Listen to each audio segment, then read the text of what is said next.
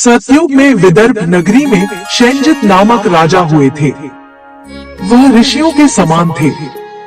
उन्हीं के राज में एक कृषक सुमित्र था। उसकी पत्नी जयश्री अत्यंत पतिव्रता थी। एक समय वर्षा ऋतु में जब उसकी पत्नी खेती के कामों में लगी हुई थी तो वह रजस्वला हो गई। उसको रजस्वला होने का पता लग गया, फिर भी वह घर के कामों में लगी रही।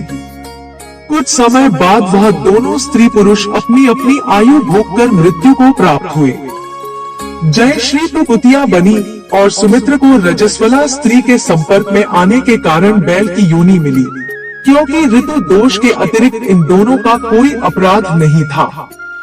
इसी कारण इन दोनों को अपने पूर्व जन्म का समस्त विवरण याद रहा। वे दोनों कुतिया और बैल के रूप में उसी नगर में अपने बेटे सुचित्र के यहाँ रहने लगे। धर्मात्मा सुचित्र अपने अतिथियों का पूर्ण सत्कार करता था। अपने पिता के श्राद्ध के दिन उसने अपने घर ब्राह्मणों को भोजन के लिए नाना प्रकार के भोजन बनवाए। जब उसकी स्त्री किसी काम के लिए रसोई से बाहर गई हुई थी तो एक सर्प ने रसोई की खीर के बर्तन में विष वमन कर दिया। कुतिया के रूप में सुचित्र की माँ कुछ दूर से सब देख रही थी। पुत्र की बहू के आने पर उसने पुत्र को ब्रह्मा हत्या के पाप से बचाने के लिए उस बर्तन में मुंह डाल दिया। सुचित्र की पत्नी चंद्रवती से कुतिया का यह कृत्य देखा न गया और उसने चूल्हे में से जलती लकड़ी निकालकर कुतिया को मारी। बेचारी कुतिया मार खाकर इधर उधर भागने लगी। चौके में जो जूठन आदि बची रहती थी वह सब सुचित्र की बहू उस कुतिया को डाल देती थी, लेकिन क्रोध के कारण उसने वह भी बाहर फिकवा दी। सब खाने का सामान फिकवा कर बर्तन साफ करके दोबारा खाना बनाकर ब्राह्मणों को खिलाया।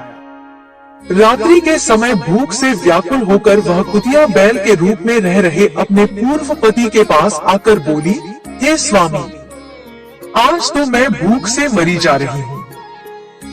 वैसे तो मेरा पुत्र मुझे रोज खाने को देता था, लेकिन आज मुझे कुछ नहीं मिला। सांप के विष वाले खीर के बर्तन को अनेक ब्रह्मा हत्या के भय से छूकर उनके न खाने योग्य कर दिया था। इसी कारण उसकी बहू ने मुझे मारा और खाने को कुछ भी नहीं दिया।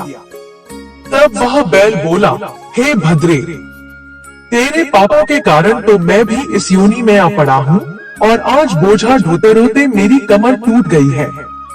आज मैं भी खेत में दिन भर हल में जुटा रहा। मेरे पुत्र ने आज मुझे भी भोजन नहीं दिया और मुझे मारा भी बहुत। मुझे इस प्रकार कष्ट देकर उसने इस श्राद्ध को निष्फल कर दिया।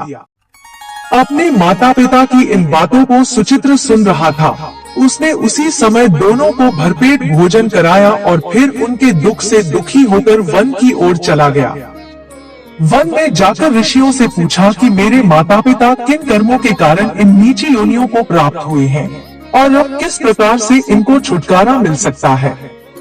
तब सर्वज्ञ ऋषि बोले, तुम इनकी मुक्ति के लिए पत्नी सहित ऋषि पंचमी का व्रत धारण करो तथा उसका फल अपने माता पिता को दो।